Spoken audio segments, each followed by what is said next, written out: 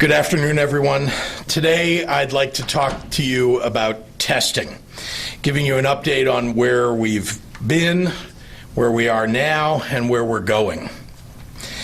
Even though we've moved past the point of pure containment, it remains a priority to further build our testing abilities, in part to understand the presence and spread of COVID-19 across the state.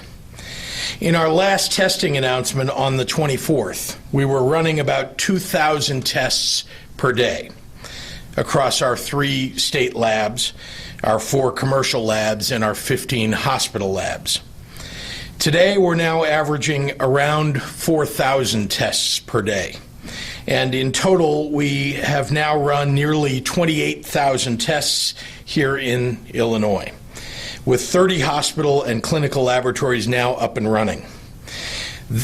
Within the next 10 days, we believe that we will be up to 10,000 tests per day. Again, we're at 4,000 today.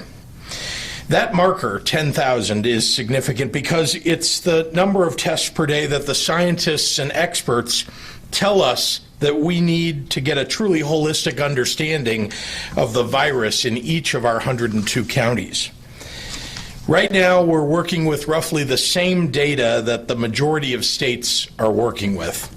That gives our state a rough picture of the virus's landscape across our state and in our municipalities by extrapolating the data using modeling largely based on the virus's spread in other countries. This 10,000 a day marker will give us the data to run a more mathematically significant model that offers us improved insight into how well our interventions are working. Ultimately, my goal is to reach a large enough testing capacity where we're able to test everyone who needs a test on a regular basis.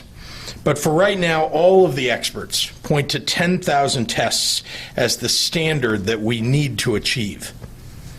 Again, I want to be frank with you. Where we are now is not where I want to be. Every day we aren't hitting 10,000 tests or more is another day that we're not able to get answers that help us get past this current crisis. And to be clear, the loss of essentially the entire month of February in the effort to scale up robust testing and the exponential spread that followed was a profound failing of the federal government. State leaders have spent every day since then trying to correct for this foundational mistake. Nationally, there have been some improvements in testing, but we still have so far to go.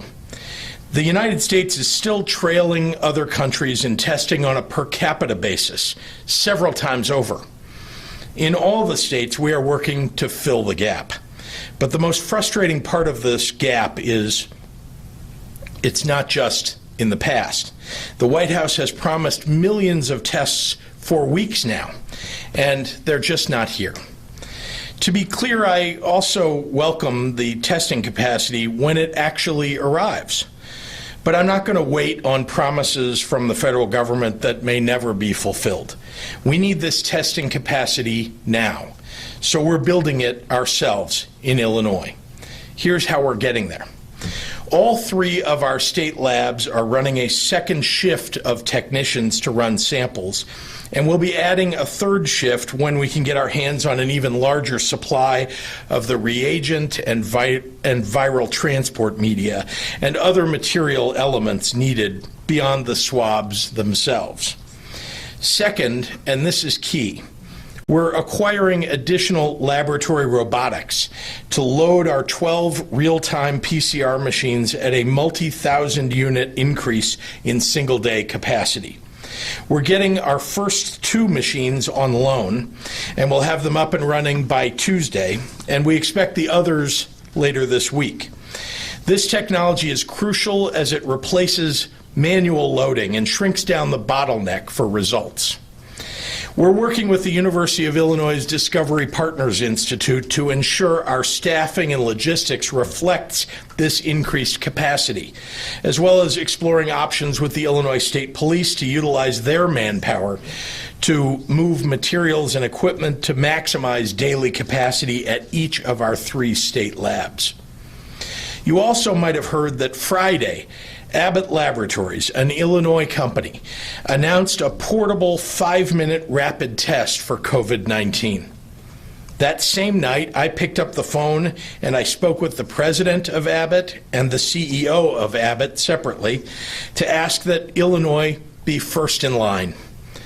I'm proud to say that they expressed their real dedication to taking care of their home state and will be very helpful to us here in Illinois as their production ramps up.